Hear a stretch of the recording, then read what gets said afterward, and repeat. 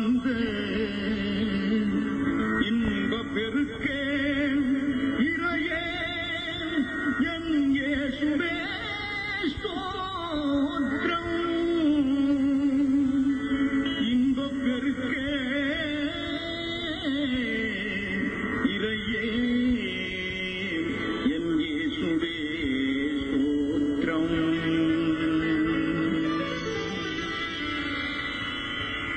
ஒன்று தீமத்தேயு 4ஆம் அதிகாரம் 7ஆம் வசனம் 8ஆம் வசனம். சீர்கேடும் கிளவிகள் பேச்சுமாயிருக்கிற கட்டுக்கதைகளுக்கு விலகி தேவபக்திக்கு ஏதுவாக முயற்சி பண்ணு. சரீர முயற்சி அற்ப பிரயோஜனம் உள்ளது. தேவபக்தியானது இந்த ஜீவனுக்கும் இதற்கு பின்வரும் ஜீவனுக்கும் வாக்குத்தத்தம் உள்ளதாகையால் எல்லாவற்றிலும் பிரயோஜனம் உள்ளது. நான் வாசித்த இந்த 2 வசனங்களிலிருந்து இன்றைக்கு இரவில் விடாமுயற்சி என்ற தலைப்பில் நான் பேசப் போகிறேன். விடாமுயற்சி ரெண்டையும் நீ தாரதமியப்படுத்திப்பார். எது மிகுந்த பிரயோஜனம் உள்ளது, எது அற்ப பிரயோஜனம் உள்ளது. இந்த ஆவிக்குரிய முயற்சியை பற்றி சொல்லும் பொழுது இது இந்த ஜீவனுக்கும் இனி வரும் ஜீவனுக்கும் வாக்குத்தத்தம் உள்ளது, எல்லாவற்றிலும் பிரயோஜனம் உள்ளது என்று சொல்கிறார். உலக மனுஷருக்கு இந்த ரகசியம் தெரியாது. அவங்க சரீர முயற்சியை முக்கியப்படுத்துவதைத்தான் நாம் பார்க்கிறோம். ஆனால் விசுவாசிகளான தேவ ஜனங்கள் ஆவிக்குரிய முயற்சி, அதுல விடாமுயற்சி நாம் செய்தால் அது இந்த ஜீவனுக்கு இனி வரும் ஜீவனுக்கு வாக்குத்தத்தம் உள்ளது, எல்லாவற்றிலும் பிரயோஜனம் உள்ளது. முயற்சி விடாமுயற்சி, முயற்சி விடாமுயற்சி. இந்த முயற்சிக்கு நாம் நேரங்கள் எடுக்க வேண்டும், நம்முடைய பிரயாசங்களை செலவு செய்ய வேண்டும். அப்படி என்றால்தான் இந்த முயற்சி அதிக பிரயோஜனம் உள்ளது என்பதை நாம் அறிந்து கொள்ளலாம். உலகத்தில் பழமொழி சொல்லுவாங்க, முயற்சி திருவினையாக்கும். அது உண்மைதான். ஆவிக்குரிய முயற்சி திருவினையாக்கும், ஆசீர்வாதத்தை கொண்டு வரும். இன்னொன்று, முயற்சி உடையார் இகழ்ச்சி அடையார் என்று சொல்லுவாங்க. ஆவிக்குரிய வாழ்க்கையில முயற்சி அடைந்து இகழ்ச்சி அடைந்த தேவனுடைய பிள்ளைகள் யாராகினும் உலகத்தில் உண்டோ? இல்லை என்றுதான் நாம் சொல்ல வேண்டும். நாம் சில வேளைகளில் இந்த ஆவிக்குரிய முயற்சி, தேவபக்திக்கு ஏதுவான முயற்சி செய்யவில்லையோ என்று நாம் சந்தேகிக்க வேண்டியதாக இருக்கிறது. சங்கீதம் 27:6 வாசிக்கும் போது, ஒன்றை கேட்டேன் என்று சங்கீதக்காரன் சொல்றார். நாம சில வேளைகளில் எத்தனை காரியங்களை கேட்க வேண்டும் என்று விரும்புகிறோம். ஒன்றையே கேட்டேன், அதையே நாடுவேன். அதுல ஒரு விடாமுயற்சி தாவீது செய்தார். அதனால தாவீதனுடைய வாழ்க்கை ரொம்ப அருமையா இருந்தது. ஆண்டவரோடையே ஒப்பிட்டு பேசப்பட்டார் என்று நாம் பார்க்க முடியும். லூக்கா 10ஆம் அதிகாரம் 42ஆம் வசனத்துல தேவையானது ஒன்று. அதற்கு மரியாள் விடாமுயற்சி பண்ணினாங்க. தன்னுடைய அக்காளை பார்த்து அவங்க செய்யற காரியங்கள்ல வீணா தலையிடாம ஆவிக்குரிய முயற்சி, தேவபக்திக்கு ஏதுவான முயற்சி முக்கியமானது அல்லவா? அதனால இன்னொரு சந்தர்ப்பம் கிடைக்குமா அப்படி தெரியாது. அதனால அவள் தன்னை விட்டு எடுபடாத நல்ல பங்கை தெரிந்து கொண்டால், ஆண்டவர் சொல்றா, இதை விட வேற என்ன தேவை இருக்குது, இதற்கு முயற்சி பண்ணனாலே நீ ஏன் முயற்சி பண்ணல அப்படி என்று மார்த்தாளை கடிந்து கொண்டதாக பார்க்க. பிலிப்பியர்கள் நிருபம் 3ஆம் அதிகாரம் 13ஆம் வசனத்துல ஒன்று செய்கிறேன். பவுல் அப்போஸ்தலன் அந்த ஒன்று செய்கிறதுக்காக வாழ்க்கையை பின்னிட்டார் என்று நாம் பார்க்க முடியும். அதனால மாபெரும் அப்போஸ்தலனாக உருவெடுத்து அவர் சென்று போன பிற்பாடும் அவருடைய வாழ்க்கையும் போதனையும் நமக்கு ஒரு சவாலாக இருக்குது. இவர்கள் எல்லாரும் விடாமுயற்சிக்கு எடுத்த நேரங்கள், அதற்கு செய்த தியாகங்கள் நமக்கு தெரியாதுங்க. ஆனா அவங்க அதற்காக எத்தனையோ நாட்கள் அதற்காக பின்னிட்டார். சரீர முயற்சி செய்கிற மனிதர்களை பார்க்கும்போது நமக்கு யோசனை வரலையா? அவங்க அந்த மாதிரி முயற்சி பண்றாங்களே அற்ப பிரயோஜனம் உள்ள காரியத்திற்காக. இந்த ஜீவனுக்கும் இனிவரு ஜீவனுக்கும் வாக்குத்தத்தம் உள்ளது, எல்லாவற்றிலும் பிரயோஜனம் உள்ளது என்ற தேவாவி பவுல் மூலமாக இங்கு எழுதியிருக்கும் பொழுது விசுவாசிகள் இல்லை என்றால் இந்த வார்த்தை நமக்கு விளங்காது. இதை நம்ம கடைப்பிடிக்கவும் போறது கிடையாது. ஜென்மசுவாகம் உள்ளவன் தேவனுடைய காரியங்களை ஏற்றுக்கொள்ள மாட்டான். அது அவனுக்கு பைத்தியமா தோன்றும். இந்த தேவ பக்திக்கு எதுவாக முயற்சி செய்ய விரும்பிட்டா அதற்குள்ள சகாயங்கள் வேத வசனத்தில் இருக்கிறது. நான் இந்த வசனத்தையும் மற்ற சில வசனங்களையும் ஒப்பிட்டு 3 குறிப்புகள் விடாமுயற்சி அந்த தலைப்பில் நான் பேசுகிறேன். அதுல முதலாவது பிரசங்கியின் புஸ்தகம் 2ஆம் அதிகாரம் 10ஆம் வசனத்தை வாசிக்கையில, என் கண்கள் பிரசங்கி 2:10, என் கண்கள் இச்சித்தவைகளில் ஒன்றையும் நான் அவர்களுக்கு தடை பண்ணவில்லை, என் இருதயத்திற்கு ஒரு சந்தோஷத்தையும் நான் வேண்டாம் என்று விளக்கவில்லை, நான் செய்த முயற்சிகளிலெல்லாம் என் மனம் மகிழ்ச்சி கொண்டிருந்தது, இதுவே என் பிரயாசங்கள் எல்லாவற்றிலும் எனக்கு வந்த பலன். இங்கே சாலமோன் ராஜா அவர் நான் செய்த முயற்சிகள் எல்லாம் அப்படின்னு சொல்றார். நிறைய முயற்சி பண்ணியிருக்கிறார். அந்த வசனத்தை மாத்திரம் சிந்திச்சா அந்த முயற்சி நல்ல முயற்சி போல தெரியுது. ஏனென்றால் அவர் மகிழ்ச்சி கொண்டிருக்கிறார். அது எனக்கு வந்த பலன், அதுல என்ன பலன் கிடைச்சதெல்லாம் சொல்றார். ஆனா அந்த வசனத்தோட ஃபுல் ஸ்டாப் வைக்கப்படாது.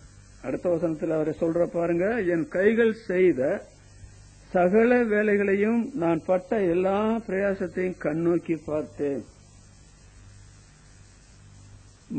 எல்லா மாயையும் இதோ எல்லா மாயையும் மனதுக்கு சஞ்சலமாயிருந்தது, சூரியனுக்கு கீழே பலன் ஒன்றுமே இல்லை, போச்சு. அப்ப இந்த எல்லா முயற்சிகளினால என்ன பலனும் இல்லை. அந்த முயற்சியில என்னமோ கொஞ்ச நேரம் மகிழ்ச்சி கொண்டிருந்தா அப்புறம் அந்த மகிழ்ச்சி அடியோட இல்லாமையா போயிடுச்சு அப்படின்னு சொல்றாரு. இது என்ன முயற்சி? இதுதாங்க சரீர முயற்சி. அதான் பவுல் அப்போஸ்தலன் அந்த இளைஞனுக்கு சொல்றார், சரீர முயற்சி அற்ப பிரயோஜனம் உள்ளது. அந்த அற்பம் என்று சொல்றது என்னமோ கொஞ்சம் மகிழ்ச்சி, என்னமோ கொஞ்சம் பலன்.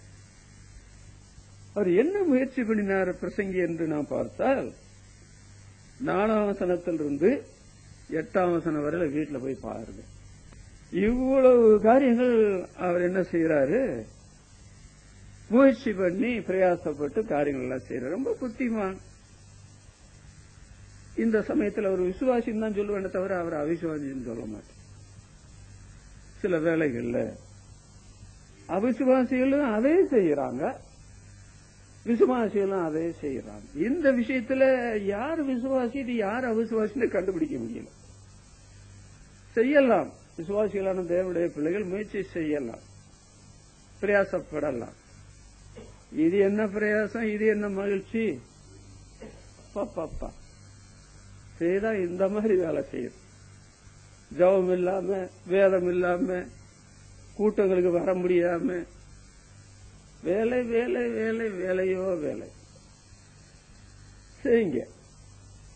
ஆனா செய்து இந்த மாதிரி சொல்லக்கூடாது. எந்த மாதிரி சொல்லக்கூடாது?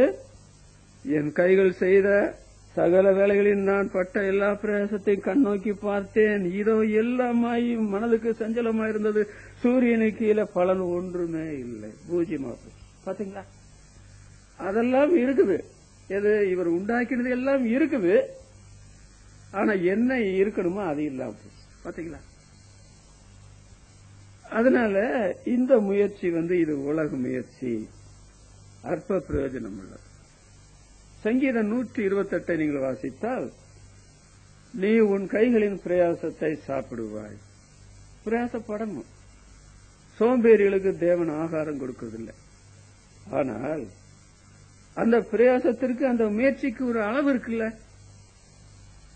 அளவுக்கு மிஞ்சினா அமிர்தமே நஞ்சுன்னு சொல்றாங்க. இந்த வேலை விஷயத்துல இவ்வளவு வேலை செய்யணுமா? இது ஒரு பெரிய கேள்விதானே. சரீர முயற்சி அற்ப பிரயோஜனம் உள்ளது. இதே பிரசங்கின் புஸ்தகம் 2ஆம் அதிகாரம் 23ஆம் வசனத்தை வாசிக்கும் போது, அவன் நாட்களெல்லாம் அலுப்புள்ளது. ஒரு நாளாவது அலுப்பு இல்லாம இருக்கலாமா? அவன் வேலைகள் வருத்தம் உள்ளது. வருத்தம், வேலையும் செய்யறாரு, வருத்தமும் சேர்ந்துக்கிறது. ராத்திரியிலும் அவன் மனதுக்கு இளைப்பறது இல்லை, இதுவும் மாயே. இப்ப நாட்களும் போச்சு, வேலையும் போச்சு, மனசும் போச்சு. அது நாட்கள் எல்லாம் அலுப்பு உள்ளது, அவன் வேலைகள் வருத்தம் உள்ளது. ராத்திரியிலும் அவன் மனதுக்கு இளைப்பது இல்லை, இதுவும் மாயே. ரொம்ப பரிதாபம். 6ஆம் அதிகாரம் 7ஆம் வசனத்தை நீங்கள் பார்த்தால், மனுஷர் படுகிற பிரயாசம் எல்லாம் அவன் வாய்க்காகத்தானே. இந்த பிரயாசமும் இந்த முயற்சி எதுக்கு? மனுஷர் படுகிற பிரயாசம் எல்லாம் வாய்க்காகத்தானே, அவன் மனசுக்கோ திருப்தி இல்லை. இன்றைக்கு சினிமா நடிகர்ல பாத்தீங்களா? கோடி கோடி. மந்திரிமாரை பார்த்தீங்களா? கோடி கோடி. எம்எல்ஏக்களை பார்த்தீங்களா? கோடி கோடி. இவங்களுக்கு கண்ணுறக்கம் இல்லாமல் வேலை, இந்த மாதிரி காரியங்களை செய்யறாங்களே, இவங்களை பற்றி தான் எழுதப்பட்டிருக்கு. இவங்க பிரயாசம் எல்லாம் வாய்க்காத்தானே, அவனுடைய மனதுக்கோ திருப்தி இல்லை. சில சமயத்தில் சொல்லுவாங்க, ஹெல்த் அண்ட் வெல்த். ஹெல்த் நல்லா இருக்கணுமா, வெல்த் நல்லா இருக்கணும். நல்லது, ஹெல்த் நல்லா இருக்கு நல்லது. ஆனா ஹெல்த் அண்ட் வெல்த் என்று சொல்றதை நம்ம ஏற்றுக்கொள்ள முடியாது. ஆண்டவர் இயேசு லூக்கா 12ஆம் அதிகாரத்தில் சொல்லும்போது 15ஆம் வசனத்துல, ஒருவனுக்கு எவ்வளவு திரளான ஆஸ்தி இருந்தாலும் அது அவனுக்கு ஜீவன் அல்ல. என்னுடைய சகோதரனுக்கு இருக்கிற விஷயத்துல பாகம் வச்சு எனக்கு தரணும். அது கோர்ட்டுக்கு போனா நேரம் ஆயிரும், இந்த வக்கீல் இழுத்தடிப்பாங்க. அதனால அதெல்லாம் வேண்டாம், நீரே அதை செய்யணும். அதற்கு ஆண்டவர் ஒரு உவமையும் சொல்றார். ஒருவனுடைய நிலம் நன்றாக விளைந்தது, நான் என்ன செய்வேன்? சேர்த்து வைக்க களஞ்சியங்களை இடித்து அதை பெருசாக்குவேன். அது வந்த பிற்பாடு என் ஆத்துமாவை பார்த்து சொல்லுவேன், அநேக வருஷங்களுக்கு சேர்த்து வைக்கப்பட்டிருக்கிறது, என் ஆத்துமாவே புசித்து குடித்து பூரிப்பாயிரு என்று என் ஆத்மாவோட சொல்லுவேன். மதிகேடனே, இன்றைக்கு ராத்திரி உன்னுடைய ஆத்மாவிடத்திலிருந்து எடுத்துக் கொள்ளப்படுமே, நீ சேகரித்தவர்கள் யாருடையதாகும்?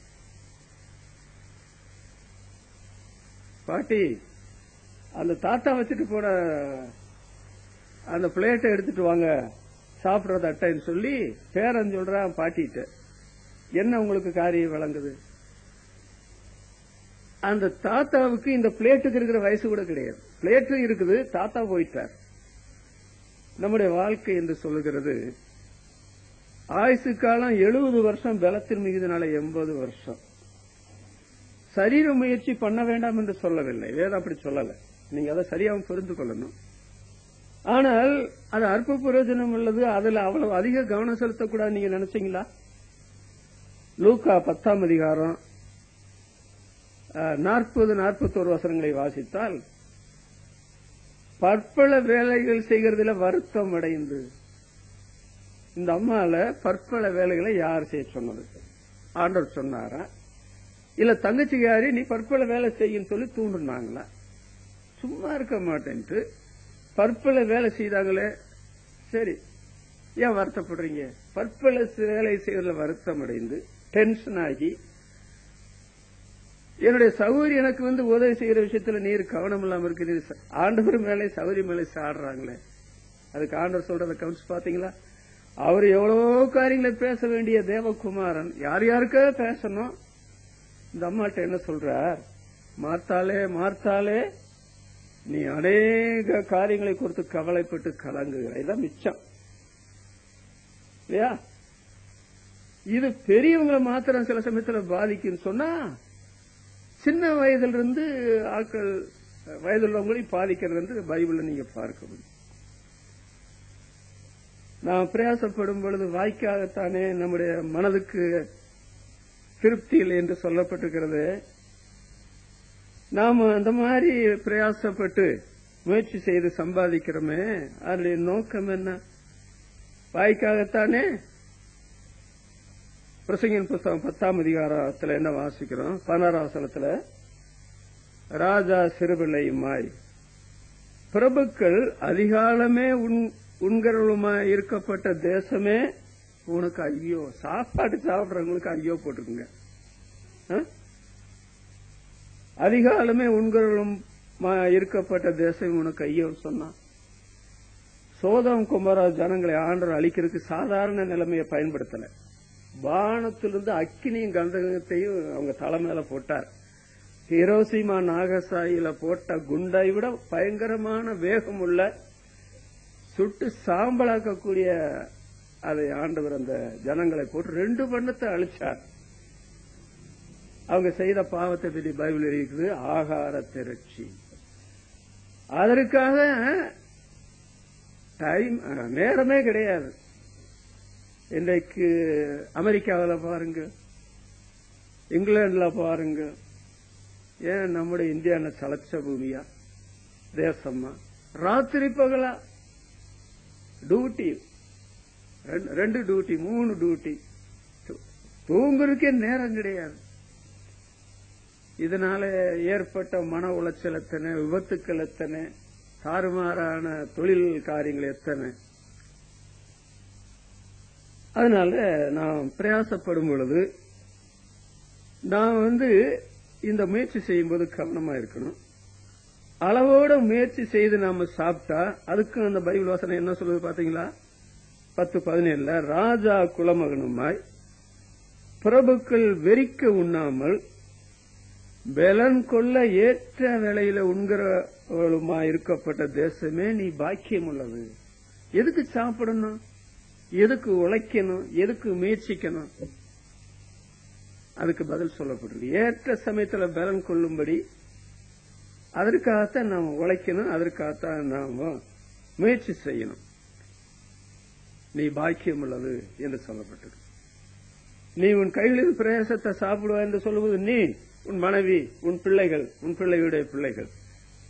இஸ்ரவேலுக்கு உண்டான சமாதானத்தை காண்பாய், உன் பிள்ளைகளுடைய பிள்ளைகள் இந்த ஆசீர்வாதத்துக்குள்ள வருவார்கள் என்று ஆண்டவர் சொன்னாரு.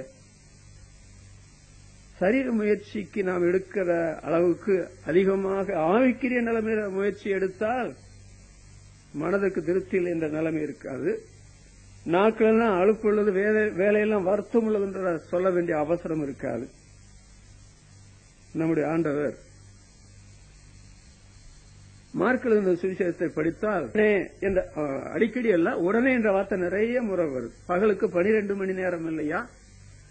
ஒருவனும் கிரியை செய்யக்கூடாத ராக்காலம் வருது அப்படி என்று சொல்லி ஆண்டவர் கிராமந்தோறும் பட்டணந்தோறும் நடந்து மலைகள், குகைகள், தேவாலயம், ஜபாலயம், அதாவது தெருவீதிகள், கடற்கரை, எல்லா இடங்களையும் பிரசங்கம் பண்றார். ஒரு சமயத்தில் என்ன எழுதி தெரியுமா? அவர் சீசர்களை கூப்பிட்டு சற்றே இளைப்பாரும்படி போவோம். அது வேணும். ரொம்ப நேரம் ஒண்ணு இழப்பாரு வேணா, சற்று நேரம். ஒரு இடத்துல ஆண்டவர் மழை காலத்தில் உலாவிக் கொண்டிருந்தார் என்று எழுதியிருக்கிறது. சமனான இடத்துல நின்றார் என்று எழுதியிருக்கிறது. அவர் முயற்சி செய்தார். சரீர முயற்சியும் அவருக்கு இருந்தது. ஏன்னா நம்ம போன்ற சரீரத்தில் தான் இருந்தார், பாவம் ஒன்றை தவிர. ஆனா 24 மணி நேரமும் முயற்சி, 24 மணி நேரமும் அந்த பிரயாசம் என்று சொன்னால் அது ரொம்ப பரிதாபம். சரீர முயற்சி அற்ப பிரயோஜனம் உள்ளதுக்கு எதுக்கு இப்படி இவ்வளவு காரியங்களை செஞ்சுட்டு இப்படி கடைசியில் இப்படி அறிக்கை செய்யணும்? சாலமன் ராஜாவை போல. 1 கொரிந்தியர் 6ஆம் அதிகாரம் 13ஆம் வசனத்துல வயிற்றிற்கு போஜனமும் போஜனத்துக்கு வயிறும் ஏற்கும். இது ரெண்டையுமே தேவன் அழிய பண்ணுவார். வயிறும் போச்சு, சாப்பாடும் போச்சு. இதுக்கு எதுக்கு இவ்வளவு முயற்சி? அப்படித்தான் கேட்கணும். ரோமர், அதாவது 1 கொரிந்தியர் 8ஆம் அதிகாரம் 8ஆம் வசனத்துல போஜனமானது நம்மை தேவனுக்கு உகந்தருள் ஆக்க மாட்டாது. புசிக்கிறதுனால ஒரு மேன்மையும் இல்லை, புசியாததற்குனால ஒரு குறையும் இல்லை. இந்த 45 வருஷத்துல நான் சாப்பிட்ட கணக்கெடுத்தா நான் உலகத்துல பிழைக்கவே முடியாது, எப்போ செத்துருப்பேன். அதே சமயத்துல சரீர முயற்சி நான் பல சமயத்துல பட்டிருக்கிறேன். ஆனா இந்த வேலை என்னால செய்ய முடியாதுன்ற நிலைமை வந்த போது மற்றவங்க என்ன சோம்பேறி நினைச்சா கூட பரவாயில்ல, உட்கார்ந்து ஓய்வெடுத்து சரீர முயற்சி அற்ப பிரயோஜனம் அதிகமா செய்தா மனச்சோர்வு வந்து ஒரே வெறுமையாகி நாளெல்லாம் என்னமோ விரயமாகிறது போல உணர்வு வருது. அதனால சரீர முயற்சியை குறித்து நாம் ரொம்ப ரொம்ப கவனமா இருக்க வேண்டும். ரோமர் 14ஆம் அதிகாரம் 17ஆம் வசனத்தை வாசிங்கன்னா, தேவனுடைய ராஜ்யம் புசிப்பும் குடிப்பும் அல்ல. இந்த அதிக பிரயாசம் எடுத்து முயற்சி செய்து நீங்க சாப்பிடுறீங்க பாத்தீங்களா, அது தேவ ராஜ்யம் அல்ல. புசிப்பும் குடிப்பும் தேவனுடைய ராஜ்யம் அல்ல. நீதியும் சமாதானமும் பரிசுத்தாவினால உண்டாகிற சந்தோஷமா இருக்கிறது. நம்முடைய முற்பிதாக்கள் எகிப்திலிருந்து மீட்கப்பட்ட உடனேயே அவங்க செய்த முதல் பாவம் என்ன தெரியுமா? புசிக்கவும் குடிக்கவும் உட்காரவும் விளையாடவும் எழுந்திருந்தார்கள். சாப்பாட்டிற்கு, பிரயாசத்திற்கு, முயற்சிக்கு ஃபர்ஸ்ட் பிரிஃபரன்ஸ். அது 1 கொரிந்தியர் 10ஆம் அதிகாரத்தில் என்ன எழுதப்பட்டிருக்கு பாத்தீங்களா? அவர்கள் விக்கிரக ஆராதனைக்காரர்கள் ஆகிறதை போல நீங்கள் ஆகாதிருங்கள். அந்த வசனத்தோட சேர்த்து சொல்லிருக்கு. சாப்பாட்டு மன்னர்கள், தொழில் அதிபர்கள், தொழில்களில சாமர்த்தியம் உள்ளவர்களை ஆண்டவர் விளக்குவார்னு ஏசாயா தீர்க்கதரிசியின் புத்தகத்தில் சொல்லப்பட்டிருக்கு. எல்லாவற்றுக்கும் ஒரு அளவு இருக்குதுங்க. அப்ப விசுவாசிகள் என்ன செய்யணும் தெரியுமா? சரீர முயற்சி அற்ப பிரயோஜனம் உள்ளது. எபிரேயர் 13ஆம் அதிகாரம் 9ஆம் வசனத்தை நீங்க வாசித்தால், அது ஆவிக்குரிய முயற்சி செய்கிற, மார்க்க சம்பந்தப்பட்ட முயற்சி செய்கிற ஆட்களை பற்றியும் சொல்லியிருக்குது. அதுல இந்த சரீர சம்பந்தப்பட்ட காரியத்தையும் அதுல சொல்லியிருக்க நீங்க பார்க்க முடியும். போஜன பதார்த்தங்களினால, அதாவது முயற்சி செய்தவர்கள் பலன் அடையவில்லையே. அப்ப போஜன பதார்த்தத்துக்கு முயற்சி செய்து பலன் இல்லாம போச்சுல. அப்ப ஏன் போஜன பதார்த்தங்களுக்காக முயற்சி பண்ணிருக்கணும் அப்படின்னு பாரு.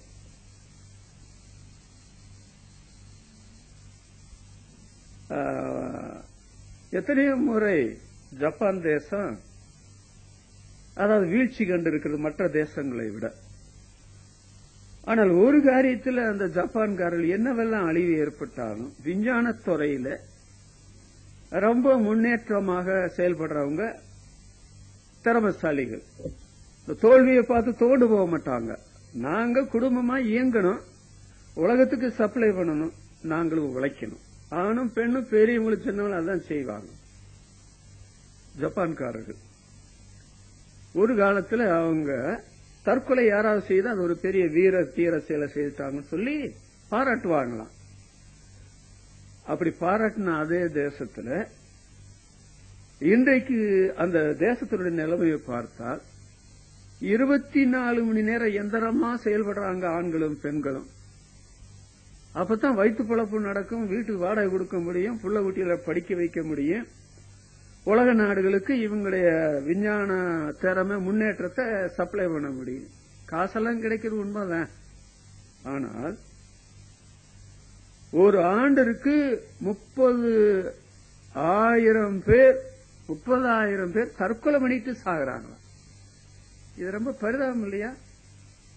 அப்ப சரீர முயற்சியில என்ன இருக்குது? சரீர முயற்சி உயிரத்தான் வாங்கும். பொருளாசை உடையவர்கள் அதை உடையவர்களை உயிரை வாங்கும். அப்படி பைபிள் சொல்றது உண்மையா போச்சு பாத்தீங்களா?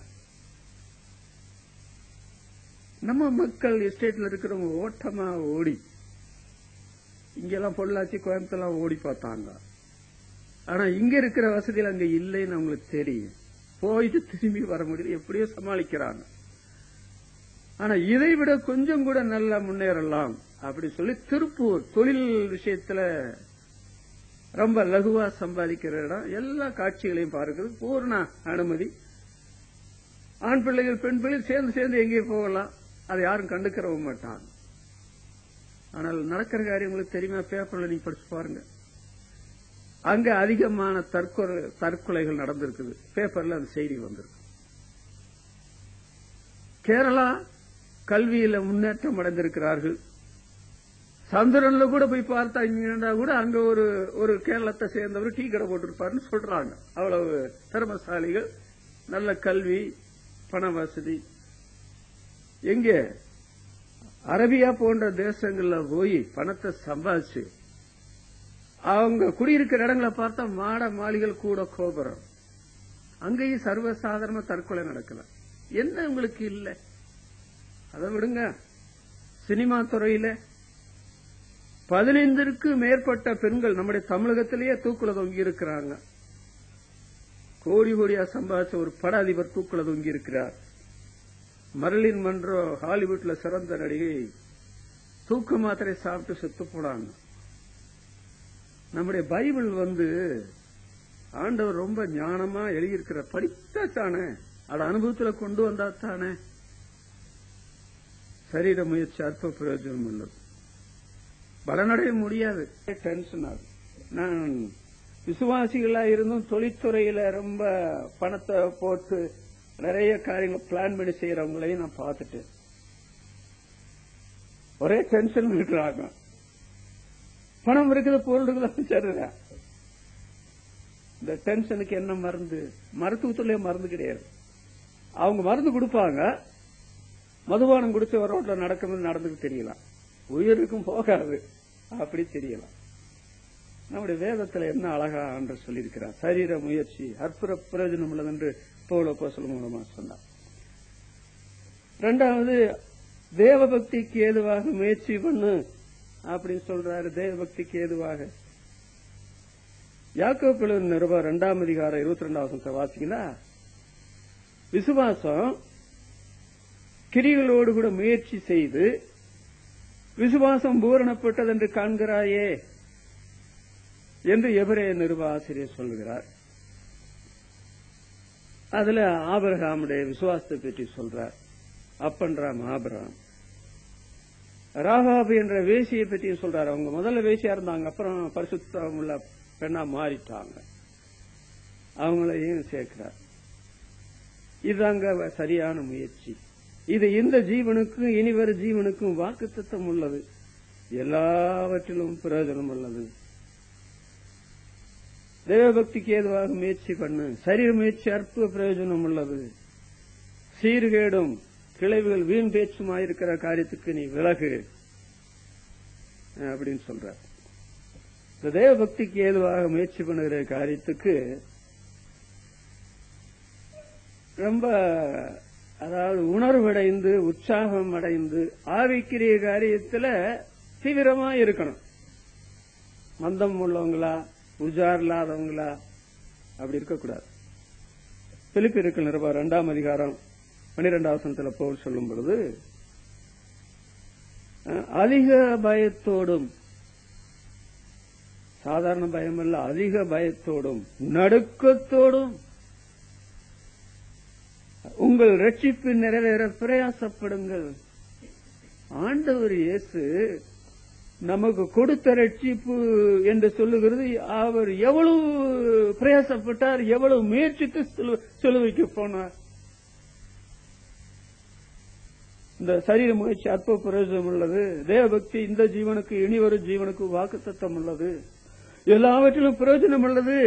ஆத்ம ரட்சிப்பிலே நம்ம பரலோகம் போக மாட்டாங்கன்னு சொல்லி அதற்கு அவ்வளவு பிரயாசம் எடுத்து அவர் சிலுவையில குறித்த நேரத்தில் மரித்தாரு. அந்த ரட்சிப்பை உங்களுக்கு இலவசமா கொடுத்தார். கர்த்தருக்குள்ளே பூரிப்பாய் மகிழ்கிறேன் அப்படின்னு சொல்லிட்டு மணவாளன்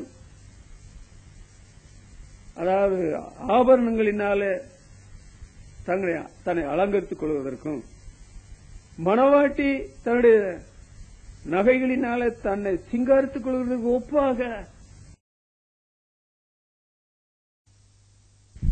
இதை பெற்றுக்கொண்ட தேவனுடைய பிள்ளைகள் ஆவிக்குரிய முயற்சி இல்லாமல் இருக்கிறதை பற்றி நான் ஆச்சரியப்படுகிறேன்.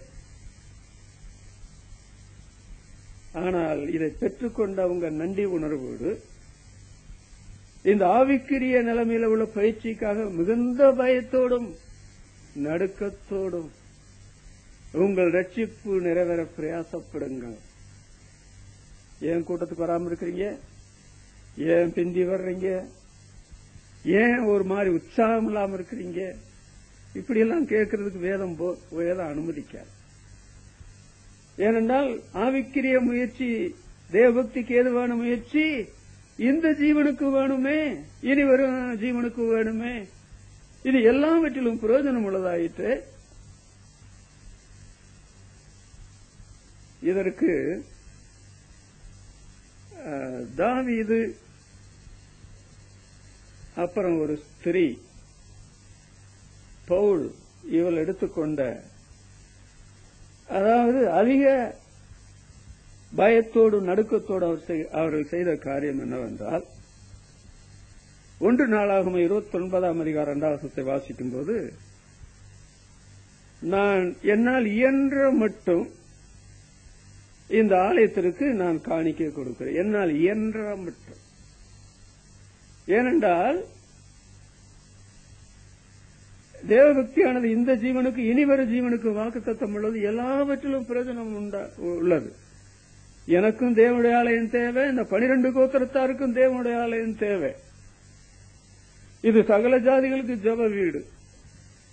இங்கே செய்கிற ஜெபங்களுக்கு ஆண்டவர் பதில் அளிக்கிறார். உங்களுடைய வீட்டின் நன்மையினால் அவளை திருப்திப்படுத்துவீர்.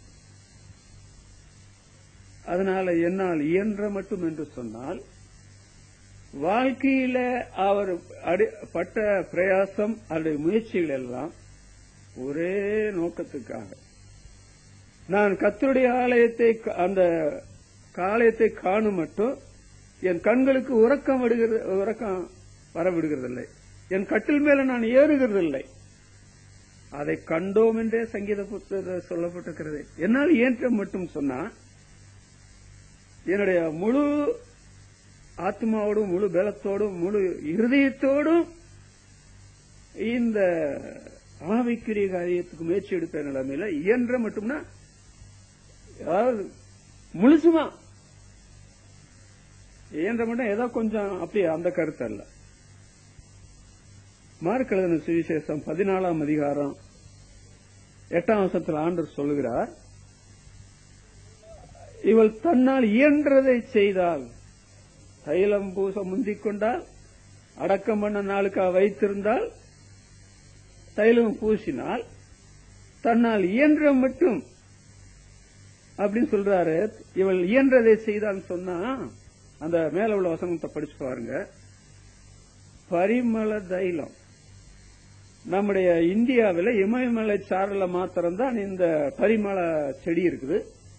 அதுல தைலத்தை உண்டாக்குறது என்பது அது வெரி காஸ்ட்லி. இந்த பெண் ஆண்டவரை ஏற்றுக்கொள்வதற்கு முந்தி தன்னுடைய சரீரத்தை அலங்கரிக்கிறதுக்காக இதை சேர்த்து வச்சிருந்தாங்க. அது உத்தம தைலம் என்று, உத்தம தைலம். அது விலையேற பெற்றது. அது வெள்ளைக்கல் பரணியில் இருக்குது. கொண்டு வந்து அந்த அம்மா உடைக்கிறாங்க. சத்தம் அந்த ரூமே அதிருது. யூதாஸ் காரியத்தை அதை பற்றி சொன்னதெல்லாம் விட்டுருங்க. ஆனால் ஒரு பெண் தன்னக்கா தன் கர்த்தருக்கா, உன்னத பாட்டு புத்தகத்தில் வாசிக்கிறோம், என் நேசரே, என்னுடைய நேசத்தின் உச்சிதங்களை உமக்கு வைத்திருக்கிறேன், எனக்கு லாபமாயிருந்த எல்லாவற்றையும் கிறிஸ்துவுக்கு நஷ்டம் என்று விட்டேன் என்றதை செய்து அவன் சொன்ன. இதுக்கு மேல செய்ய முடியாதுங்க. தாவீதுக்கு இதுக்கு மேல கொடுக்க முடியாது. அதான் இயன்றது என்று சொல்லுது. அப்ப ஆவிக்குரிய முயற்சியை நீங்க செய்கிறீங்க. நேரம் எடுக்கிறீங்க, செலவு பண்றீங்க, அதற்காக உங்களுடைய வாழ்க்கையை பின்னிடுறீங்கன்னா இப்படித்தான் செய்ய முடியும். அதோட ரோமர் 1 அதிகாரம் 15 வசனத்துல பவுல் என்ன சொல்றாருன்னா, என்னால் இயன்ற மட்டும் உங்களுக்கு சுவிசேஷத்தை பிரசங்கிக்கிறேன். என்னால் இயன்ற மட்டும். அதே ரோமருக்கு 16 அதிகாரத்தில் நீங்க படிச்சா, என்னால் இயன்ற மட்டும் என்று பவுல் சொன்ன காரியம் சாதாரணப்பட்ட விஷயம் அல்லது. எருசலேம் தொடங்கி சுற்றிலும் இல்லிரிக்கும் தேசம் வரையில ஒரு தனி மனுஷனா சொல்றார், சுவிசேஷத்தை பூரணமாய் பிரசங்கித்திருக்கிறேன், ஒரு குறையும் இல்லை. அதாங்க என்னால் இயன்ற மட்டும் உங்களுக்கு சுவிசேஷத்தை பிரசங்கிக்கிறேன். அதோடு நான் உங்களிடத்தில் வரும்போது சுவிசேஷத்தை சம்பூரணமான ஆசீர்வாதத்தோட கொண்டு வருவேன் என்றார். இயன்ற மட்டும் என்றால் இதை விட செய்ய முடியாது அந்த நிலைமையில. நான் சொல்றேன், என்னுடைய வாழ்க்கை உங்களுடைய வாழ்க்கையை பார்த்தா நம்ம சரீர முயற்சி தான் இன்னும் செஞ்சுட்டு இருக்கிறோமா, அல்லது ஆத்ம முயற்சியில ஈடுபட்டு இருக்கிறோமா? இந்த மக்களுடைய வாழ்க்கையை நம்முடைய வாழ்க்கையில ஒப்பிட்டா நாம இன்னும் சரீர முயற்சி தான் செய்யறோம், பலன் இல்லை. சொல்ல போனால் அது அற்ப பிரயோஜனம் உள்ளது. அது எப்போ புரியும் தெரியுமா? கண்களை மூடும் பொழுது, இந்த உலக வாழ்க்கை முடியும் போது, ஐயோ சரீர முயற்சியில என்னுடைய வாழ்க்கையை முடிக்கிறனே, தேவபக்திக்கு ஏதுவாக முயற்சிக்கவில்லையே, நான் என்ன செய்யட்டும் அப்படின்னு கதறி கதறி சாகணுமா? அப்படிப்பட்ட நிலைமையில மறிக்கிறதுக்கு தான் ஆண்டவர் நமக்கு அனுமதி கொடுத்திருக்கிறாரா? அதை இயன்ற மட்டும் என்று சொல்லும் பொழுது அது ரொம்ப நம்முடைய பணத்தை, நம்முடைய தொழிலை, நம்முடைய ஊழியத்தை, நம்முடைய காலங்களை அது பாதிக்கும். அதனாலதான் அந்த ஸ்திரீகள் ஒரு பெரிய கூட்டமாக இருந்து தங்களுடைய ஆஸ்திகளினால ஆண்டவருக்கு ஊழியம் செய்கிறார்கள். ஆண்டவர் மகதலேனா மரியாளுக்கு முதல் முறை தரிசனமாகிறாரே, மற்ற சீசர்களுக்கெல்லாம் ஏன் தரிசனமாகல? யோவான் அப்போஸ்தலனுக்கு கூட ஏன் தரிசனமாகல? எல்லாரையும் மிஞ்சினால் அந்த பெண் என் வாழ்க்கையிலிருந்து 7 பிசாசுகளை துரத்தினார் இல்லையா?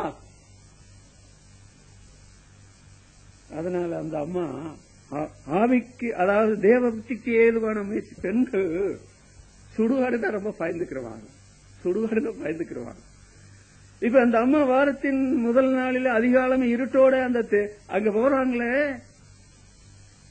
அது என்ன அர்த்தம்?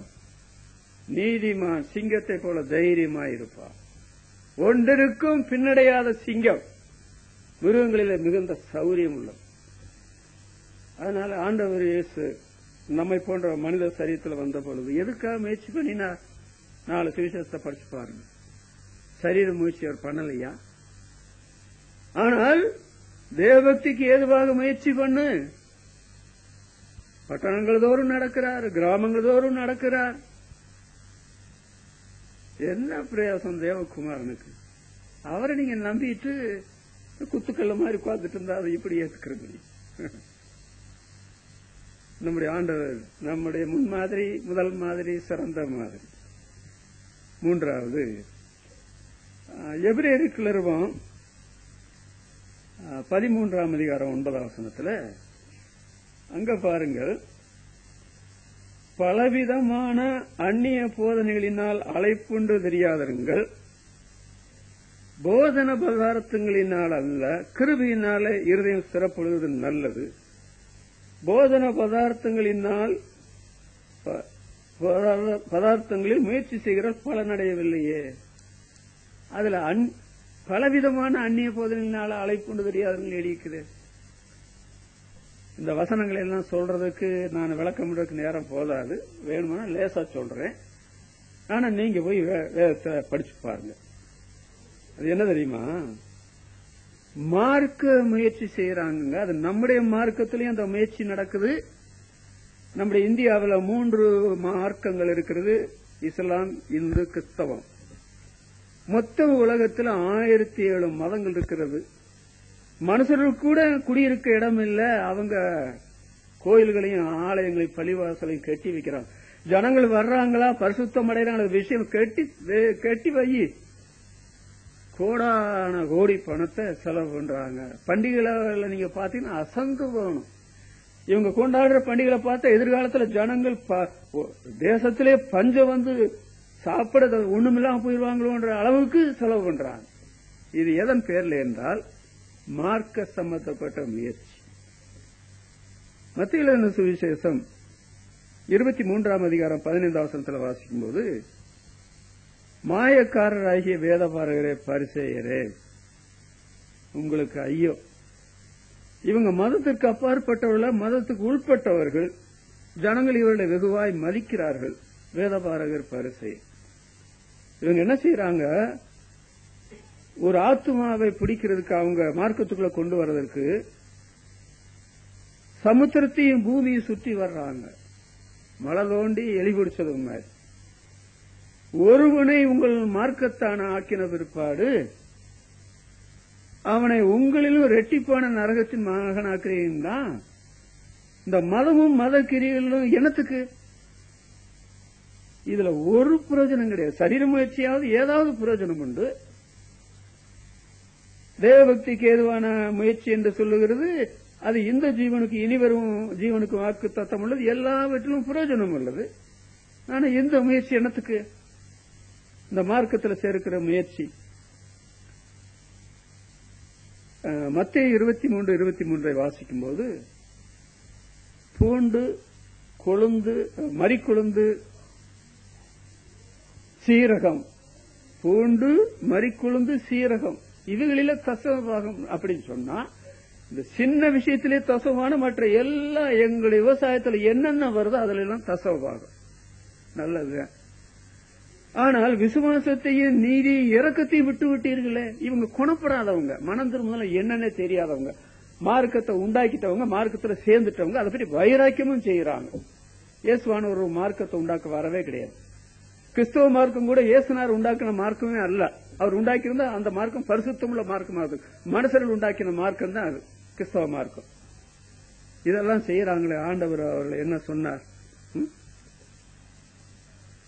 மார்க் 7ஆம் அதிகாரம் 8ஆம் வசனத்துல பாத்தீங்கன்னு சொன்னா, அங்க வேறு அநேக ஆசாரங்களையும் செய்யறாங்க. 1-2 ஆசாரத்துல திருப்தி கிடையாது, வேறு அநேக ஆசாரம் ஆண்டவரே சொல்றார். அப்புறம் ஏசாயா 1ஆம் அதிகாரம் 11ஆம் வசனம், அப்புறம் 13-15 வசனம் வாசிக்கும் போது, உங்களுடைய திரளான பலி எனக்கு என்னத்துக்கு? உங்களுடைய திரளான பலி எனக்கு என்னத்துக்கு? என்னுடைய பிரகாரங்களை நீங்க இப்படி மிதிக்கணும் உங்கள்கிட்ட யாரு கேட்டது? நான் எல்லாம் சுமந்து இழைச்சு போனேன். உங்களுடைய பண்டிகைகளை என் ஆத்மா வெறுக்குதுன்றார். ஆமோஸ் தீர்க்கதரிசன புஸ்தகம் 5ஆம் அதிகாரம் 21ஆம் வசனத்திலிருந்து 23ஆம் வசனம் வரையில வாசா, அங்க உன்னுடைய பாட்டுகளுடைய இறைச்சலை என்னை விட்டு அகற்று, நான் எவ்வளவு பலி செலுத்தினா அதை நோக்கி கூட பார்க்க மாட்டேன்னு சொல்றார். இது நம்முடைய மார்க்கத்துக்கும் மற்ற மார்க்கத்துக்கும் பொருந்துங்க. இது என்னத்துக்கு இந்த மார்க்கம்? இந்த மார்க்க கிரியல் இனத்துக்கு, இந்த மனுஷர் இனத்துக்கு, இந்த ஆசாரியனும் பூசாரி இனத்துக்கு இவங்க என்ன காரியத்தை சாதிச்சாங்க? பிரசங்கியின் புஸ்தகம் 5ஆம் அதிகாரம் 1 வசனத்தை நீங்க வாசித்தா, நீ தேவனுடைய ஆலயத்துக்கு போகும்போது உன் நடக்கையை காத்துக்கொள், மூடர் பலியிடுகிறதை போல பலியிடாதே. இந்த மார்க்க சம்பந்தப்பட்ட ஆட்கள் எல்லாம் செய்யற காரியங்களை பார்த்தா கொஞ்சம் யோசித்து இதுல செய்யறமே, இதுல என்ன லாபம் செய்தாவது யோசிக்கிறாங்களா?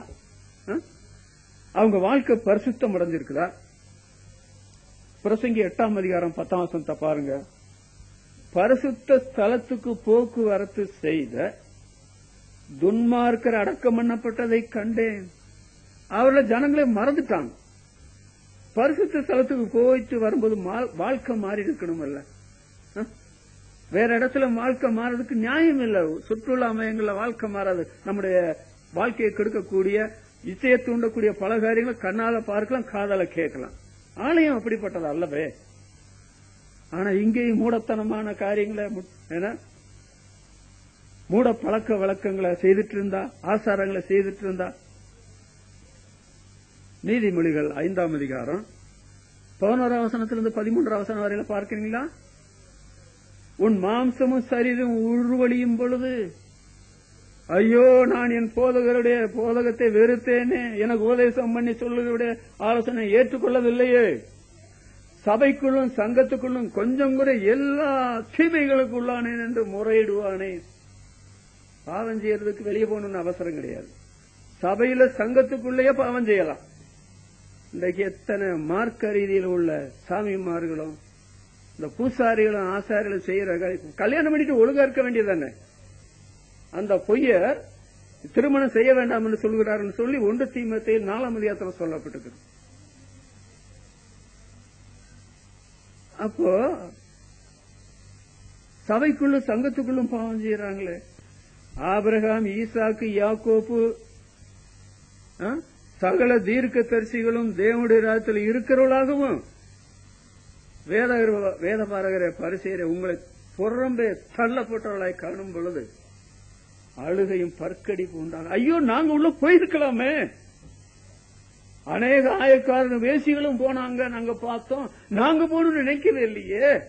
என்னவோ வெறும் மார்க்க ஆசாரங்களை பின் சென்று வீண் ஒன்றுக்கு உதவாத காரியங்களை முயற்சி பண்ணிட்டோமே. அந்நிய போதனையினால் அழைப்புண்டு தெரியாதருங்கள். போதன பதார்த்தங்களினால் அல்ல, கிருபையினால் இருதயம் ஸ்திரப்படுகிறது நல்லது. நான் சொல்றேன், இஸ்ரவேல் மக்கள் போல இந்த ஆசாரங்களும் பழக்க வழக்கங்களும் பண்டிகைகளுடைய தீவிரம் என்று சொல்லுகிறது நம்முடைய கிறிஸ்தவ மார்க்கம் கூட அவ்வளவு கூட செய்ய முடியாது. அவ்வளவு காரியங்களை செய்யறவங்க. ஆனால் ஆண்டவர் என்ன சொல்றாரு பாத்தீங்களா? யோவான் 8ஆம் அதிகாரம் 44ஆம் வசனத்துல, நீங்கள் உங்கள் பிதாவாகிய பிசாசினால உண்டானவர்கள். அவன் பொய்யனும் பொய்க்கு பிதாவுமா இருக்கிறான், மனசு கொலைபாதகனா இருக்கிறான். அவனை நீங்க தெய்வம் என்று நம்புறீங்க. என்ன தெய்வம் நீங்க நம்பல. கிறிஸ்தவத்துக்கு வந்த கேட பாத்தீங்களா? அதனால ஆண்டவர் என்ன சொல்றார்? மத்தேயு சுவிசேஷம் 25ஆம் அதிகாரம் 41ஆம் வசனத்துல, சபிக்கப்பட்டவர்களே, பிசாசுக்கா அவனுடைய தூதருக்கா ஆயத்தப்படுத்தப்பட்ட நித்திய அக்கினிக்கு போங்கள். கிறிஸ்தவர்கள் நரகத்துக்கு போறது என்பது கொடுமையிலும் கொடுமை. மார்க்கத்தை சேர்ந்தவர்கள் நரகத்துக்கு போறது என்பது கொடுமையிலும் கொடுமை. மார்க்கத்தில் சேராதவர்கள், கடவுளை நம்பாதவர்கள் நரகத்துக்கு போனாங்கன்னா அது வேற விஷயம். ஆனால் இந்த மார்க்கத்தினுடைய காரியத்தை நம்பி அதனுடைய ஆசாரங்களை பின்பற்றி இவங்க நரகத்துக்கு போறது எத்தனை பயங்கரம். ஆவிக்கிரிய வட்டாரத்தில் வரும்பொழுது இந்த கிறிஸ்தவ சபைகள் சொல்றாங்களே, இவங்களுடைய நில பேராபத்தை பார்த்தீர்களா? 1 தீமோத்தேயு 3ஆம் அதிகாரம் 7ஆம் வசனம் 8ஆம் வசனம் வாசிக்கும் போது, 10 11 வசனம் வாசிக்கும் போது, 2 பேதுரு 2ஆம் அதிகாரம் 1-2 வசனம் வாசிக்கும் போது, அப்புறம் எபேசியருக்கு 4ஆம் அதிகாரம் 4ஆம் வசனம், இந்த வசனங்கள் எல்லாம் நீங்க பாத்தீங்களா? இன்றைக்கு கிறிஸ்தவ சபை என்று பேர் வச்சுட்டு சபையாக இயங்குறாங்க பாத்தீங்களா? அவங்களை பற்றி தாங்க இந்த வசனங்கள் எல்லாம் வருது. எப்போது கற்றாலும் ஒருபோதும் சத்தியத்தை அறிந்து உணராத பெண்களுடைய வீடுகளுக்குள்ள இவங்க பிரவேசித்து அவங்களை இவங்க வசப்படுத்திக் கொள்றாங்க. அவங்கதான் எப்போது கற்றாலும் சத்தியத்தை உணராத பெண் பிள்ளைகளாச்சே. இவங்களுக்குள்ள சேர்ந்ததுனால அவங்க மனம் மாற போறாங்களா? அதற்கு மேல் உள்ள வசனங்களை பாருங்க. பற்பல இச்சைகளினால இழுப்புண்டு இந்த வசப்படுத்துற ஆட்களும் பாவிகள், இந்த வசப்பட்டு போற பெண்களும் பாவிகள். இவங்க 2 பேரும் சேர்ந்தா பாவம் தான் செய்வாங்க, பரிசுத்தமா செய்ய போறாங்க. அதனால இன்றைக்கு சபைகள்ல சர்வசாதாரண பாவம் சொல்லப்படுகிறது.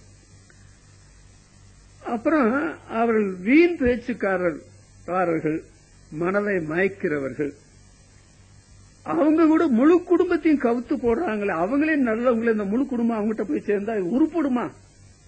அவனும் கேட்டான், இந்த குடும்பத்தையும் கெடுத்து போட்டான். இதான இன்றைக்கு மார்க்கங்கள நடக்குது. அதோடு கள்ள தீர்க்கதரிசிகள் இருந்தார்கள், இப்ப கள்ள அப்போஸ்தலர் இருக்கிறாங்க. இவருடைய கெட்ட நடக்கை அநேகர் பின்பற்றுவாங்க. ஏப்பா அந்த கள்ள தீர்க்கதரிசிலையும் அந்த கள்ள போதகனி நீ பின்னால போறிய, உங்ககிட்ட என்ன புத்தி வரும் உனக்கு? அந்த கள்ளத்தனமான புத்தி தானே உனக்கு வரும். இன்றைக்கு மார்க்கத்தில் சேர்ந்தவங்களை பாத்தீங்கன்னா பணம் எல்லாம் கொடுத்துடுறாங்க. தனிப்பட்ட வாழ்க்கை, குடும்ப வாழ்க்கை எப்படி நரகமா இருக்குது. ஒரு பரிசுத்தம் கிடையாது. ஆனா வைராக்கியமா சொல்லுவாங்க, நான் சபையில் இருக்கிறேன், மார்க்கத்தில் இருக்கிறேன், நீங்க கூட அப்படி செய்ய முடியும், நாங்க செய்துட்டோம். செய்துட்டு பரலோகத்துக்கா போக போறீங்க? இந்த வசனங்களை எல்லாம் பார்க்கும்போது எபேசியர் 4ஆம் அதிகாரம் 14ஆம் வசனத்துல பலவிதமான, அதாவது போதகமாகிய சூது வஞ்சிக்கிறதுக்கு ஏதுவுமான போதனையாகிய பலவிதமான காற்றில அலைகளை போல அலைபட்டு அலைகிறவர்களாய் இராமல் சத்தியத்தை கைக்கொண்டு கிறிஸ்துவுக்குள்ளே நீங்கள் வளரும்படி சிலரை போதகராக, சிலரை சுவிசேஷகராக, சிலரை மேய்ப்பராக ஆண்டவர் ஏற்படுத்தினார். இன்றைக்கு பெருவாரியான ஆக்கள் செய்கிற காரியம், முன்னணி பிரசங்கிமார் 10 பேர் அவங்க பிரசங்க தலைப்புல போடுறோம், வாருங்கள் நாங்கள் எழுப்புதல் கூட்டம் நடத்துகிறோம். அவங்க என்ன பேசுறாங்க, அவங்களுடைய வாழ்க்கை என்ன, அவங்களுடைய போதனை என்ன, இதுதாங்க நடக்குது. இந்த எபேசியர் 4ஆம் அதிகாரத்தில் சொல்லப்பட்டபடிதான் நடக்குது. மனுஷருடைய சூது வஞ்சிக்கிறதுக்கு ஏதுவான தந்திரமான போதகம், அதை கேட்கிற மக்கள் அலைகளை போல அடிபட்டதான் மிச்சம், பணத்தை செலவு பண்ணதான் மிச்சம், பிரயாணம் பண்ணதான் மிச்சம். எல்லா தப்பும் தண்டாவும் அவங்க வாழ்க்கையில் இருக்கு. இது இந்த ஆவிக்குரிய சபைன்னு சொல்றாங்க பாத்தீங்களா, இந்த எழுப்புதல் கூட்டம் நடத்துறன்னு சொல்றாங்க பாத்தீங்களா, அதுல நடக்கிற தீமைகள் தாங்க இது. இதுல கெட்டு போனவங்க தான் நிறைய பேர். நீங்களும் கடை பாக்குறீங்களா, போங்க, அப்படித்தான் நான் ஒரே போங்க. ஆனால் பவுல் சொல்லுகிறார் இளைஞனுக்கு சரீர முயற்சி அற்ப பிரயோஜனம் உள்ளது. நீங்க என்ன செய்யணும், தேவபக்திக்கு ஏதுவா முயற்சி பண்ணுங்க. அது இந்த ஜீவனுக்கு, இனிவர ஜீவனுக்கு வாக்குத்தத்தம் உள்ள எல்லாவற்றிலும் பிரயோஜனம் உள்ளது. கலாத்திய விசுவாசிகளை நீங்க பாத்தீங்களா, அவங்க என்ன செய்தாங்க, அவங்க இந்த அதாவது ஆரோக்கியமான உபதேசத்தை கேட்டு போட்டு ஆரோக்கியமற்ற உபதேசம் போயிட்டாங்க. அது கலாத்தியருக்கு நிறுவத்தில் வருது. நான் சொன்னேன் அவங்க போய் நல்லா நாங்க இருக்கலாம் பைபிள்ல. பவுல் கடுமையா பேசுறார். அவன் அந்த உங்களை அந்த தவறான உபதேசத்துக்குள் நடத்தினா தரிப்புண்டு போனா நலமா இருக்கும். அப்பொழுது நீங்கள் கொண்டிருந்த ஆனந்த பாக்கியம் எங்கே? நாட்களையும் மாசங்களையும் வருஷங்களையும் பார்க்கிறீங்களே, கிறிஸ்துவை விட்டு பிரிந்து கிருபையிலிருந்து விழுந்தீர்களே, நன்றாய் ஓடினீர்கள், அப்பொழுது கொண்டிருந்த ஆனந்த பாக்கியம் எங்க? எல்லாம் பூஜ்யம், ஒண்ணுமில்லை. மறுபடியும் கிறிஸ்துவ உருவாகிற வரைக்கும் கற்ப வேதனைப்படுகிறேன் சொல்லிட்டு அந்த அதிகாரத்தை முடிக்கும் போது என்ன சொல்றாரு, மேலையும் கீழே வசனங்கள்ல, நானும் நம்முடைய கர்த்தராகிய இயேசு கிறிஸ்துவின் சிலுவை குறித்து அல்லாமல் வேறொன்றை குறித்து மேல் பாராட்டாதிருப்பேனாக என்று சொல்லிவிட்டு கிறிஸ்துவின் அச்சடையாளங்களின் சரீரத்தில் தரித்திரு. இன்றைக்கு இருக்கிற போதகன்மார்களை பாத்தீங்கன்னா டிப்டாப் பேர் வழிகள், சினிமாக்காரங்கள் அந்த பக்கத்தில் நிக்கணும். பெண்கள் மேடையில ஏறி பாடுனா சினிமா பெண்களை போல நிக்கிற வாலி பிள்ளைகளும் அப்படி அவ்வளவு அழகா டிரெஸ் பண்ணி, என்ன கொடுமை இது. சிலர் கேட்கிறாங்க, என்னங்க இந்த கூத்தெல்லாம் நடக்குது டிவியில? கூத்துத்தான் நடக்கும், வேற நல்லதா நடக்கும். டிவியில நல்ல காரியம் வரலாம். என்ன நல்ல காரியம் வருது? சில சமயத்தில் கொச்ச வார்த்தையில கூட சொல்லி அந்த அசிங்கத்தை வெளிப்படுத்துறான். ஆனா ஆண்டோடைய மேடை பிரசங்கத்தில் அப்படி கொச்ச வார்த்தை சொல்லக்கூடாதுன்னு இருக்கா நான் விடுறேன். எவ்வளவு ஜனங்களை வஞ்சித்து ஏமாற்றி, மனைவி பிரசங்கியார், புருஷன் பிரசங்கியார், பிள்ளைய பிரசங்கியார், பசங்க பிரசங்கியார், பேங்க்ல பணம் கோடி கோடி, வீடு மாட மாளிகை மேல. சென்னையில ஒரு இயக்கம் 56 கோடிக்கு கட்டடம் வாங்கி 56 கோடி சென்னையில மாத்திரம். அப்புறம் இன்னும் வேற இடம்னா நிறைய கோடி. சில வேளைகள்ல இந்த அரசியல்வாதிகள் நம்ம பேசக்கூடாதுன்னு என்னுடைய கருத்து. நம்முடைய ஆட்களே பேச முடியல, நமக்கு தைரியம் இல்லை, அப்புறம் எதுக்கு அரசியல்வாதிகள் போய் பேசணும்? அதனாலதான் ஆண்டவர் எழுப்பி விட்டுருக்கிறார். யாரு? ஜாமக்காரன் பத்திரிகை ஆசிரியர் டாக்டர் புஷ்பராஜ் வெளுவெளுன்னு வெளுக்கிறார். அப்படி இருந்தாலும் புத்தி வராது இந்த ஆட்களுக்கு. இந்த மதக்காரனுக்கு இந்த போதன்மாருக்கு அப்படி பேசுறாலும் புத்தி வராது, அப்படித்தான் சொல்லணும். ஆனால் தேவனுடைய பிள்ளைகள் இதெல்லாம் இல்ல, என்னமோ இருக்குது, அங்க எழுப்புதல் நடக்குது. யார் சொன்னது? சத்தியம் விற்கப்படுகிறது, சத்தியம் அலங்கோலப்படுத்தப்படுகிறது. ஆண்டவர் உபதேசத்தை அலங்காரமான ஒன்றும் வச்சிருந்தார். அதனால என்ன செய்ய போறோம்? இப்ப நான் முடிக்கிறேன். நம்ம என்ன செய்ய போறோம்? தேவபக்திக்கு ஏதுவா முயற்சி பண்ண போறோமா? சரீர முயற்சி பண்ண போறோமா? அல்லது மார்க்க முயற்சியில் ஈடுபட போறோமா? ஏதாவது கூட தெரிந்து கொள்ளுங்க. நீங்க எதாவது தெரிந்து கொள்ளுங்க, அதனுடைய பலனை இம்மையில அறுப்பீங்க, மறுமையில அறுப்பீங்க. நான் ஒன்னும் பண்ண முடியாது, நான் வசனத்தை தான் சொல்ல முடியும், அவ்வளவுதான். ஆனால் நான் 45 ஆண்டு காலமா ரொம்ப சரியா ஆண்டுடைய வசனத்தை வெளிச்சத்தில் இருக்கிறேன். நீ வலதுபுறம் இடதுபுறம் சாயாதே, யோசுவாவுக்கு சொன்னார். எங்க போனாலும் புத்திமான நடப்பாய், ஒருவன் கூட உனக்கு ஏத்து நிக்க முடியாது அப்படின்னு சொன்னார். கர்த்தர் வாய்க்கணும், ஆசீர்வதிக்கணும். நாம் ஜெபிக்கலாம். எங்களை அன்பாய் நேசிக்க எங்கள் பிதாவே, இந்த கர்த்தருடைய நாளின் இரவு நேரத்துக்காக துதிக்கிறோம். காலையில் ஆராதனைக்காக கூடி தாய்மார், நல்ல தாய்மார் என்ற விஷயத்தை குறித்து அடியான் பேசக்கூடிய கிருபை அளித்தீர். விசுவாசிகளான தாய்மார் நல்ல தாய்மார்களாக இருக்க வேண்டும் என்று ஆண்டவர் விரும்பித்தான் அந்த செய்தியை கொடுத்தீர் என்று நம்புகிறோம். எல்லா தாய்மார்களையும் அப்படியே நீர் ஆசீர்வதித்தீராக. இப்பொழுது ஆண்டவரே, முயற்சி என்று சொல்கிறது எது சரியான முயற்சி, எது தவறான முயற்சி என்பதை இந்த வேதத்திலிருந்து நாங்கள் படித்துக் கொண்டிருந்தோம். சரீர முயற்சி தேவைதான், ஆனால் அது அற்ப பிரயோஜனம் உள்ளது. அதனால நாங்கள் பலன் அடைகிறதில்லை. அதற்கு ஒரு அளவு இருக்கிறது. ஆனால் ஆவிக்குரிய முயற்சிக்கு அளவு கிடையாது. ஏனென்றால் இந்த ஜீவனுக்கு, இனிவரும் ஜீவனுக்கு வாக்குத்தத்தம் உள்ளது, எல்லாவற்றிலும் பிரயோஜனம் உள்ளது. ஆண்டவரே, ஒரு காலத்தில் நாங்கள் மார்க்கத்தில் கிடந்து எங்களுடைய நேரத்தையும் பணத்தையும் பிரயாசத்தையும் வீண் செலவு பண்ணி ஒன்றுக்கும் இல்லாமல் போனோமே, அதிலிருந்து நீர் எங்களை விடுவித்து ஆண்டவரே உங்களுடைய அலங்காரமான உபதேசத்துக்கு, சத்தியத்திற்கு, ஆரோக்கியமான உபதேசத்துக்கு எங்களை கொண்டு வந்தீர. நாங்கள் இதில் நிலைத்திருக்க ஆண்டவரே, தேவ பக்திக்கு எதுவாக முயற்சி பண்ண நீர் எங்களை பலப்படுத்த வேண்டும் என்று நாங்கள் வேண்டிக் கொள்கிறோம். தந்தையுடைய வசனத்துக்காக ஸ்தோத்திரம். வசனம் கேட்டபடி மக்களை ஆசீர்வதி. மீட்பர் நாமத்தில் வேண்டுகிறோம் பிதாவே, ஆமென். என் ஆத்மாவே கர்த்தரை ஸ்தோத்திரி, என் முழுவெல்லாமே அவருடைய பரிசுநாமத்தை ஸ்தோத்திரி. என் ஆத்மாவே கர்த்தரை ஸ்தோத்திரி, அவர் செய்த சகல உபகாரங்களையும் மறவாதே. ஆமென்.